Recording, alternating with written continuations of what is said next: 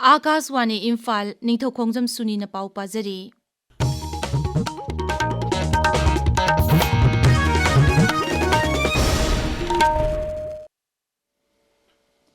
Manipur ngasi dengue gi anova case nifumathoi thengnare राज्य की हक्सेल विभाग न थोप चिरोल अमन हाई इम्फाल की रिम्स हॉस्पिटल दा सैंपल कुंथ्रामाथoi टेस्ट तौबदा तरामाथoi पॉजिटिव ओइकी जेनिम्स हॉस्पिटल दा सैंपल हुंफु टेस्ट तौबदा कुंथ्रा पॉजिटिव ओइकी नई दिल्ली की प्रगति मैदान दा लैबा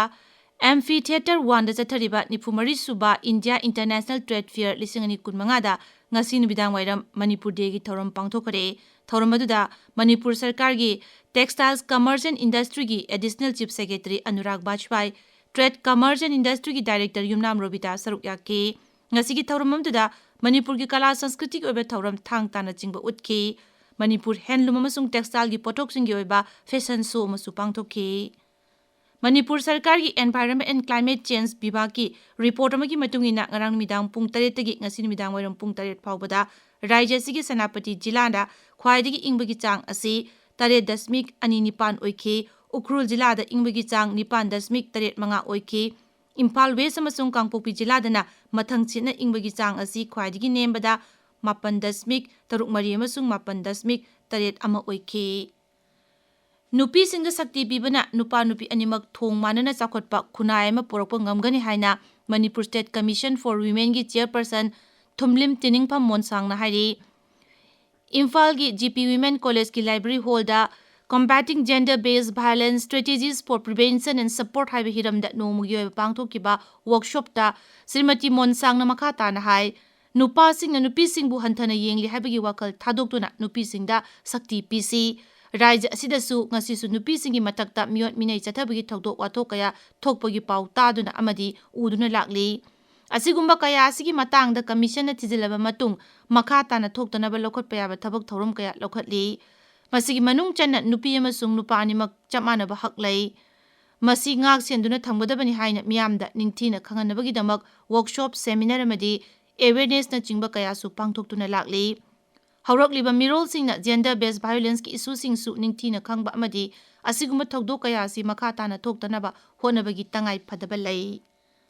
राज्य सिदा एग्रीकल्चर अमदी हॉर्टिकल्चर की ओइबा पोथोक कया पुथोकलबसु इंफ्रास्ट्रक्चर की अवाटपा लैबा यावना पोथोकसिंग असिगी पैकेजिंग निंगथीना तौबा ngamdabana लौमीसिंगदा मपुंग फाना कानबा पीबा ngamdri हाइना मणिपुर सरकार की हॉर्टिकल्चर एंड सोइल कंजर्वेशन विभाग के सेक्रेटरी अमदी कमिश्नर टी पानमैना हाइरी agriculture and process food products Export Development Authority Foundation for Innovative Packaging and Sustainability Mumbai amasung Manipur Sarkar gi Horticulture and Soil Conservation Vibhag na sinduna Imphal gi Sanjen thongda leiba Agriculture Vibhag ki Farmers Training Hall da pangthokiba Innovation Packaging for Export of Ginger, Turmeric, Large Cardamom and Bamboo Shoot Pickles की capacity building programme हौदोपगी थौरमदा महाकना मखा ताना high राज्य से पुथोकलेबा agriculture अमसुंग horticulture की पोथोक कया मांगलिबसी मांगनबगी दमक सरकार न थबक थौरम कया पाइखतली खोंगथांग असिगी मनुंग चना ngasi पांगथोकलिबा थौरम असिना लौमीसिंगना खक्ता नतना राज्य असिगी सेनमिलोन की फिबम फगतहनबदा अचौबा मतेंग ओइगनी मणिपुर की चिंगी लमसिंगी पुवारी मसुंग आइनगी ओइबा थाकी मतंगदा coordinating committee on Manipur integrity कोकोमीना ngasi प्रधानमंत्री दा मेमोरेंडम अमा पिसिनख्रे मेमोरेंडम अदुदा यूनाइटेड पीपल्स फ्रंट यूपीएफ अमसुंग कुकी नेशनल ऑर्गेनाइजेशन के नोगी लुचिंगबा सिंगना था सिगी तरुक मसुंग तरेत नई दिल्लीदा गृह मंत्रालय की ऑफिशियल सिंग उनबदा फोंदोकिबा वाफम सिंग यानिंगदबा फोंदोकली अमसुंग मधु सेंगदोकली All India bank employee association AIBEA की जनरल सेक्रेटरी भेंकटाचलम नाहारी केंद्र सरकार बैंक सिंग मखा ताना प्राइवेटाइज तौरलगदी पुंग 12 की मनुंगदा भारत पुंबदा खोंजंग संगसिनगनी इम्फाल की ऑल असेंबली रोड ता लेबा Manipur state cooperative bank limited की हेड ऑफिस ता पाउमिसिंग उनबा मदा मांगना हाई सरकार असिना हौकिबे सही 10 रोम असिदा बैंक कया लेप लेतना प्राइवेटाइजेशन तौरकली कॉर्पोरेट कंपनी सिंगना लौकिबा लोल मतम चाना सिंगलक्तबा अमदी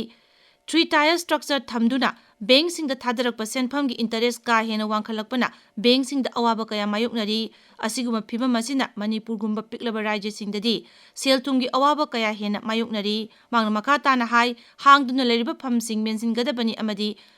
ꯃꯊꯥꯡ ꯑꯅꯤ ꯂꯩꯕ ꯁꯦꯟꯊꯪ ꯊꯝꯒꯗꯕꯅꯤ ꯄꯥꯎ ꯂꯣꯏꯖꯔꯦ